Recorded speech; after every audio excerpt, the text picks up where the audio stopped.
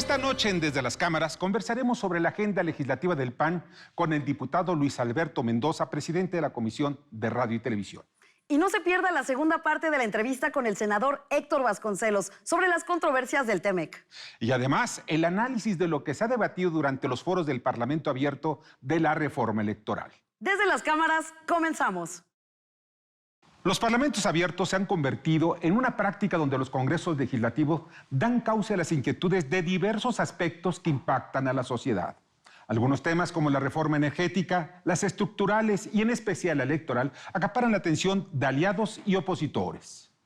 No hay la menor duda que esos parlamentos abiertos se han convertido en foros mediante los cuales intelectuales, especialistas, técnicos, empresarios y la ciudadanía en general acuden a presentar sus puntos de vista. Sin embargo, lo relevante es que los legisladores no solo oigan a la sociedad, sino que escuchen y tomen en cuenta sus puntos de vista para la integración de sus iniciativas. No deben convertirse en letra muerta, sino por el contrario, deben aprovecharse para fortalecer nuestra democracia y las instituciones. Desde esta tribuna seguiremos poniendo bajo la lupa cada uno de ese quehacer legislativo. Esta fue una semana de intenso debate en la Comisión Permanente de nuestro Congreso de la Unión. Veamos. La sesión permanente inició con un intenso debate. La discusión si debía considerarse de urgente y obvia resolución la sentencia del Tribunal Electoral que convocaba un periodo extraordinario. Lo anterior con la finalidad de modificar la integración de la Comisión Permanente para integrar a un diputado del partido Movimiento Ciudadano. El senador Noé Castañeda se pronunció. Por eso es que hoy está esta iniciativa a un periodo extraordinario. Y lo que estamos discutiendo es si se da la urgente y obvia resolución de esta iniciativa para llamarse a ese periodo extraordinario o si bien se turna una comisión y se sigue retardando el cumplimiento de la resolución. Posteriormente se escucharon en el Pleno los argumentos en contra. ¿Qué pide ahora? Pues lo que está sucediendo, que la Junta de Coordinación Política le solicita a la Comisión Permanente que convoque a un periodo extraordinario a la Cámara de Diputados. ¿Qué se necesita para ello? Pues que haya una votación aquí. ¿Qué se necesita para ello? Que una comisión de dictamen diga sí o no a esa petición. ¿Qué se necesita para ello? Que corra un trámite ordinario. ¿Hay urgencia? No, existe un trámite previsto en la ley. ¿Es obvio? Claro que no es obvio. Hay una discusión muy de fondo. Finalmente se llevó a cabo la votación. Señora presidenta, tenemos un total de 13 votos a favor, 21 en contra y una abstención. Y en consecuencia se turna la primera comisión la iniciativa con proyecto de decreto suscrita por la Junta de Coordinación Política de la Cámara de Diputados para que se convoque un periodo extraordinario de sesiones durante el actual receso del primer año de ejercicio legislativo. Durante la sesión, también se aprobaron diversos dictámenes de la primera comisión, entre los que destaca un exhorto a la Secretaría de Seguridad y Protección Ciudadana y a sus homólogas en las entidades federativas. Hemos dictaminado un punto de acuerdo para lograr visibilizar el riesgo que se encuentran las niñas, niños y adolescentes al interactuar con personas desconocidas en plataformas digitales y particularmente en los videojuegos. Por ello, buscamos la implementación de acciones de prevención que eviten que nuestros menores caigan en situaciones de riesgo a través de los videojuegos y con ello pongan en peligro su integridad física.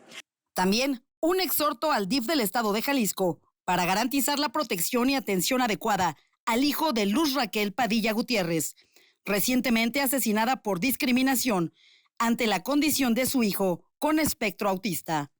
Está en nuestras manos hacer un exhorto puntual para garantizar la atención y protección adecuadas a un niño desamparado, con una necesidad de seguir con su vida y sin el apoyo y la presencia de su madre. Concluyó la sesión y se citó para la próxima el miércoles 17 de agosto a las 11 horas. Desde las cámaras, Claudia Ivette García. Ahora veamos la segunda parte de la entrevista que le hice al senador Héctor Vasconcelos sobre el Tratado de Libre Comercio entre México, Canadá y Estados Unidos, en donde hay conflicto y en donde debemos resolverlos mediante algunas estrategias que sean certeras. Sí, Estados Unidos es muy importante para la economía mexicana, pero también México lo es para la economía norteamericana.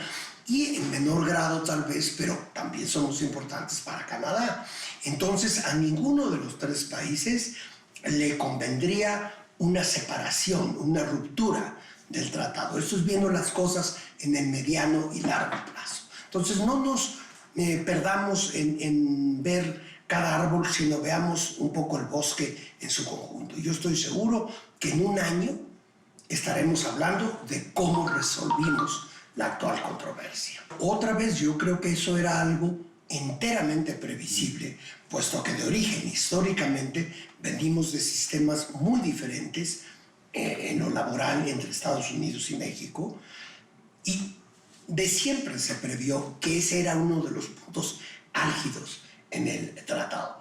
Pero insisto, yo creo que se van a ir resolviendo uno a uno y que no afectan ni la totalidad de las relaciones del tratado, ni mucho menos la relación bilateral en general entre México y Estados Unidos o Canadá y México. Algo que quería yo mencionar es que lo que creo yo que está en discusión en este momento ni siquiera es el hecho de que México, como está establecido en el capítulo 8 del tratado, tenga el derecho soberano de decidir sus políticas energéticas e incluso de modificar sus leyes y su constitución, como dice el tratado. Creo que lo que está en discusión más bien es que sienten algunas empresas norteamericanas y canadienses que se está privilegiando más de lo que ellos desearían el papel de la CFE o de Pemex en relación con las empresas de aquellos países.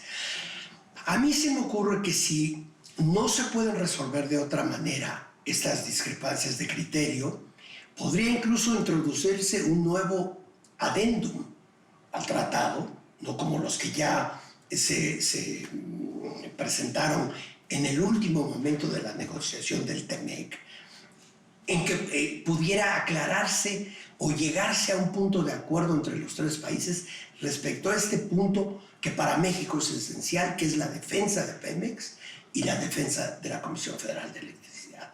Esto es un área que por mil razones económicas, pero además históricas y políticas, es crucial para México. Yo sí pienso que México tiene todo el derecho de reponer lo que se dañó a Pemex y a la CFE durante los regímenes anteriores.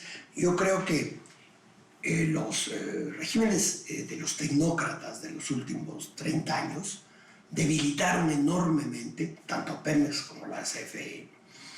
Y creo yo que el gobierno mexicano tiene todo el derecho de recuperar la tradición, de darle la importancia que tienen estas dos empresas, que resulta obvio decirlo, la primera, Pemex, fue salvada, digamos, por el presidente Lázaro Cárdenas, y el presidente López Mateos salvó a la electricidad, es decir, nacionalizaron estas industrias, y México tiene todo el derecho a reforzarlas y a reforzar la soberanía nacional sobre esas dos importantísimas áreas de actividad económica.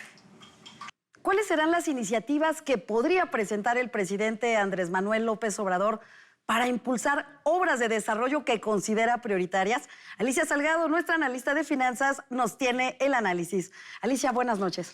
Muy buenas noches. De verdad me da mucho gusto saludar a todos ustedes y poner este tema bajo la lupa. Los presidentes en México, de acuerdo con la Constitución, tienen la posibilidad de presentar dos iniciativas preferentes por periodo legislativo. Lo interesante es que el presidente López Obrador no ha hecho uso muy seguido de este tipo de iniciativas, salvo en una ocasión, pero hoy se habla mucho de esta posibilidad, sobre todo para que llegara a la Cámara de Diputados una iniciativa en materia de seguridad. Y esta tendría que ser un poco el adelanto que se estableció en el proceso de reforma constitucional para que aquellos integrantes que prestaran las Fuerzas Armadas, la Defensa y también la Marina para integrar a la Guardia Nacional regresen a sus cuarteles bases o a sus bases a finales del 2024. En realidad, si uno ve esta cantidad de elementos, la Guardia Nacional tiene 24,000 elementos y no 100,000 elementos. Esta es una realidad que se tiene que resolver tarde o temprano, 23 o 24 o 22, pero está ahí presente y es parte de la estrategia de integración de las Fuerzas Armadas en materia de seguridad. Ahora, esta podría ser una iniciativa que de suyo va a generar polémica, pero en mi opinión la otra, que es muy relevante, tiene que ver con una decisión final de presentar la iniciativa de reforma en materia de aguas nacionales, la iniciativa general. Se ha estado trabajando muy fuertemente en la Comisión de Recursos Hidráulicos de la Cámara de Diputados, pero al final de cuentas tiene que involucrar innecesariamente la participación de estados y municipios de una manera decidida, no solo para administrar mejor los recursos hídricos, sino para regularizar lo irregular de todos los pozos excavados en este país y todos los derechos de concesión de aguas que algunos privados dicen tener y otros dicen no haber perdido. En este ínter hay que hacer un trabajo muy profundo de revisión, porque hoy en nuestro país tenemos un verdadero problema de estrés hídrico, y más allá de la politización o de la percepción que tengamos nosotros los ciudadanos, el riesgo de quedarnos sin agua es alto. Por eso creo que sí podría ser una iniciativa que lleve además la introducción o la definición de recursos presupuestales en este periodo legislativo para que se asignen a la Federación, estados y municipios a fin de reorganizar el sistema de agua potables y también de drenaje, así como de desechos de agua en el país. ¿Sabías que el drama es que solo se trata el 4%, el 3% del agua que utilizamos? Eso es grave. Yo pongo este tema bajo la lupa desde las cámaras. Alicia, muy interesante como siempre. Muchas gracias. Gracias. Se están llevando a cabo los foros del Parlamento abierto sobre la reforma electoral, las candidaturas independientes y los derechos de las minorías, así como el financiamiento público para las campañas, son los temas más relevantes. Claudibet García nos tiene los detalles. En el Palacio Legislativo de San Lázaro se han llevado a cabo una serie de foros del Parlamento abierto para el análisis de la reforma electoral. Se determinó que durante un mes, desde finales del pasado julio y hasta el próximo 25 de agosto, se revisarán temas relevantes en torno al sistema de partidos en México, instituciones electorales, sistema electoral y demás temas relacionados.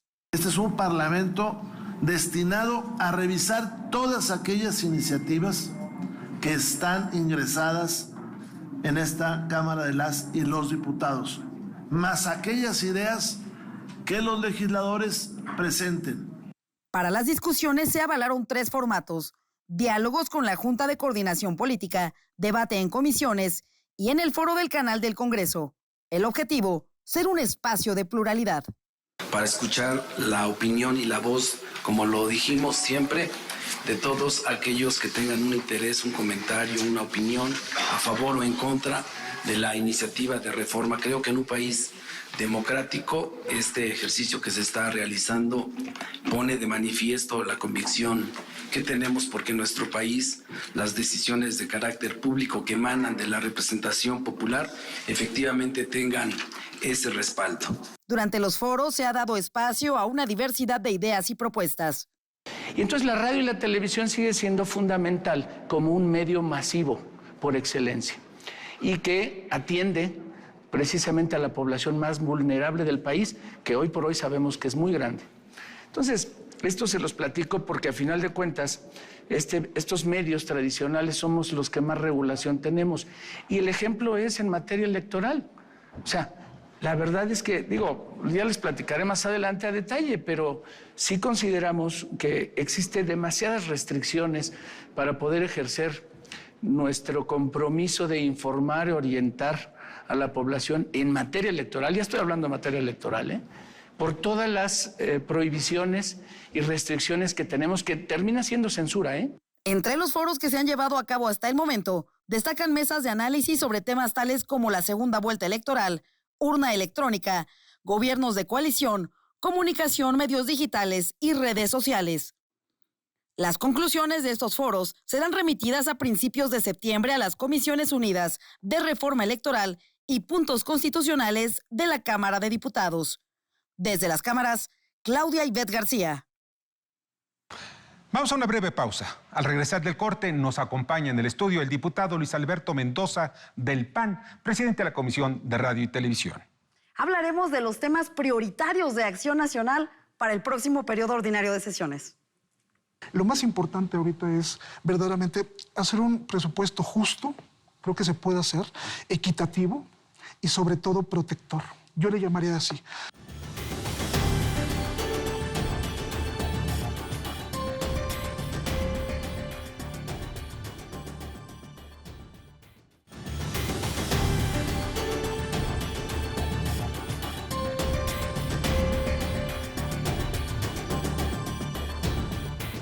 Recibimos a nuestro invitado, quien preside la comisión en la Cámara de Diputados de Radio y Televisión.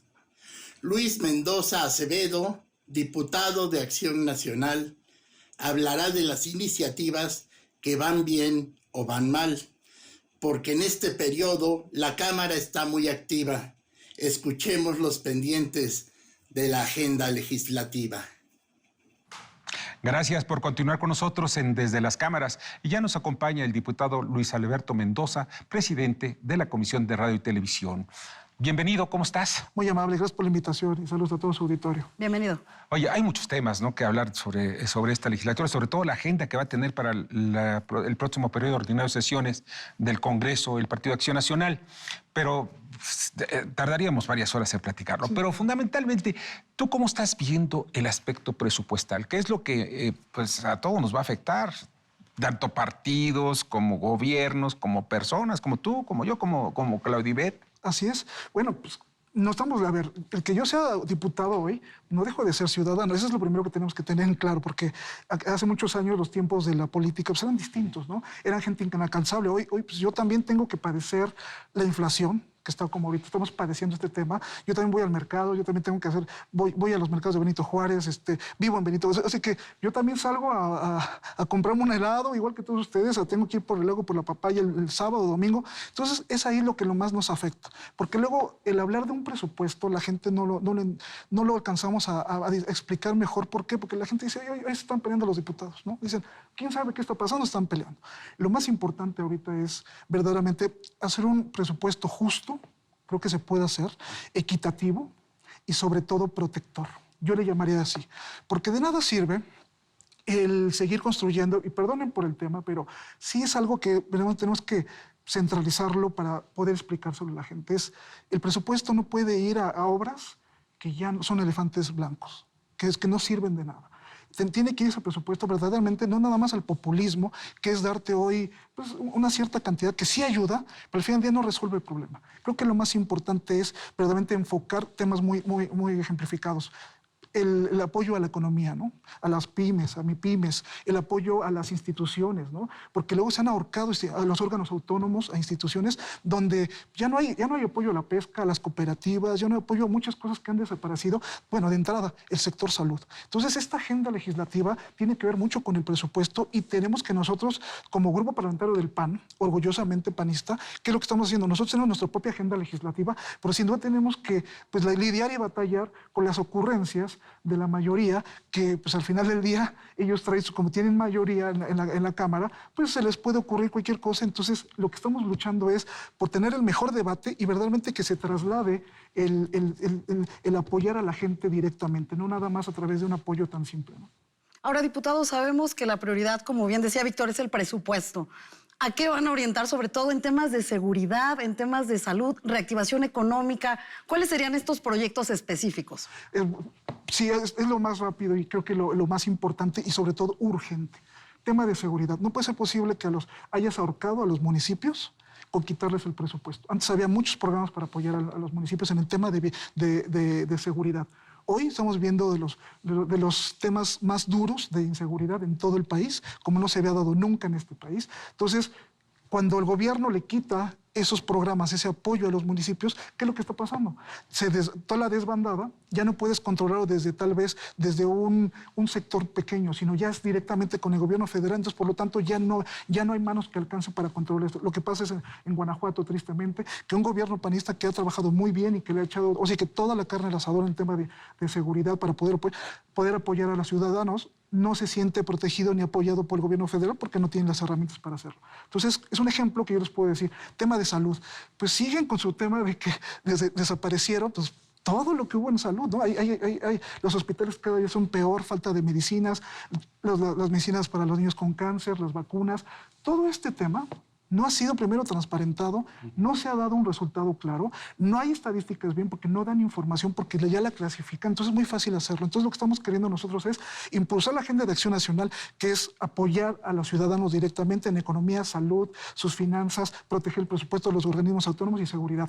Pero de ahí en fuera tenemos que estar previendo, como bien decía don Víctor, que se vienen temas como Guardia Nacional, que quieren aventarse un decretazo, se vienen los temas de la reforma electoral, que también no cuentan con el apoyo, la moratoria constitucional que estamos haciendo para defender la Constitución. Entonces, sí va a ser un periodo, son pocos meses para todos los temas que traemos, pero sí es importante defender a los ciudadanos. Ahora, dentro de la agenda del PAN es muy importante ver que son también temas humanistas.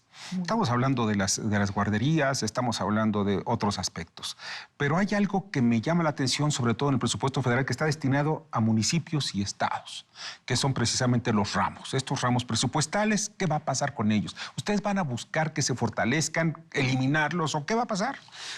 Es algo muy polémico, ¿no? Porque decía el gobierno que eran cajas chicas. Yo estoy completamente de acuerdo que hay que revisarlos. Hay que verdaderamente hacer fideicomisos que valgan la pena, que se transparenten, para que llegue realmente a la gente que lo necesita. Pero no es una estrategia del gobierno federal para que, por ejemplo, para fortalecer a Guardia Nacional, que depende presupuestariamente de la Secretaría de Defensa Nacional. O sea, eso está muy claro y además lo reconoce el presidente de la República. Lo que quiere quizá con el decreto que acaba de dar a conocer, que lo va a presentar, pues fundamentalmente es una acción administrativa para que dependa definitivamente, como está dependiendo hoy presupuestalmente a la Secretaría de Defensa Nacional, pues ya quitarle lo que es las apariencias. ¿Por qué? Porque, dime, las policías están achicadas. Las policías no han dado todavía el resultado que se espera. Y pues lo único que tienes que hacer, lo que hizo quizá en su momento también Felipe Calderón, pues fue meter al ejército a las calles. Y después no sabían cómo regresarlos a los cuarteles. Por eso, desde el 2019 nosotros apoyamos Acción Nacional, se aprobó en el Congreso, se aprobó que la Guardia Nacional pudiera hacer las labores, ¿no? Pero civiles, con el correspondiente con el ejército. ¿Qué pasa con eso? Que les dimos 5 años, pero no han tenido un solo resultado en su estrategia de abrazos, no balazos. Entonces, ¿qué es lo que necesitamos hacer? Es urgencia. ¿Y cuál es la urgencia?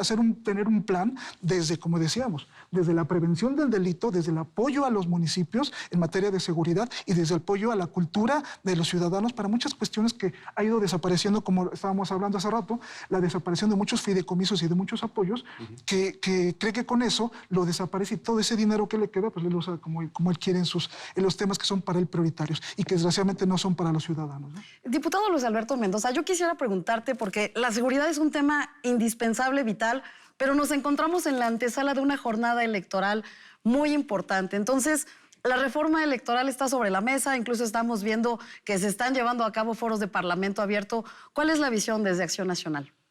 Bueno, de entrada, todos los foros la mayoría de los foros que se han organizado en la Cámara de Diputados, pues es una gran simulación, es un circo. ¿Por qué? Porque al final del día lo organiza el grupo mayoritario. Entonces el grupo mayoritario nada más invita a los que les cae bien, casi, los que ellos quieren, lo que les conviene escuchar, y desgraciadamente sesgan todas las verdaderas voces de los profesionales. No estamos hablando de que tienen que ser panistas, no, sino que son gente de la sociedad civil o profesionales que lo han llevado durante tantos años y que no han sido invitados. Por eso el grupo parlamentario del PAN, junto con los demás grupos de la Alianza, han hecho unos foros donde están invitando a todo mundo y que sea abierto, que quiera ir, puede opinar. Pero el gran problema de esto es de qué sirve organizar foros, que es la gran simulación, que de entrada nos cuestan muchísimo dinero, ¿no? A la Cámara de Diputados. Que quién sabe ese recurso realmente lo podemos ocupar en otras cosas. Pero el gran problema de esto, ¿cuál es? Si sirviera o si fuera un camino enlazado para que estos foros, la conclusión de los foros, fuera llevado al Pleno para que se aprobara y se le pudieran cambiar y modificar cosas, sería fenomenal todos los foros. Pues esto es una simulación porque cada presupuesto o cada iniciativa o cada cuestión que queremos apoyar, nosotros o cambiarle algo, el grupo mayoritario dice no, ni una coma, porque como no saben de la separación de poderes desde el gobierno, entonces les dan una línea y los borregos de Morena en la Cámara de Diputados no le mueven nada. Para democratizar el Congreso, porque eso es muy importante, se necesitan, yo estoy en favor de los foros parlamentarios, porque es una manera donde la gente puede expresarse, pero también no nada más que los oigan, sino que los escuchen. Porque además lo oyen y parece ser como que está prendido ahí la musiquita y se acabó. Yo sí veo que aquí se necesita pues legislar en torno a los parlamentos abiertos y que también se tomen en cuenta todas las posturas, todas absolutamente, y se pongan en discusión en el Pleno de la Cámara de Diputados.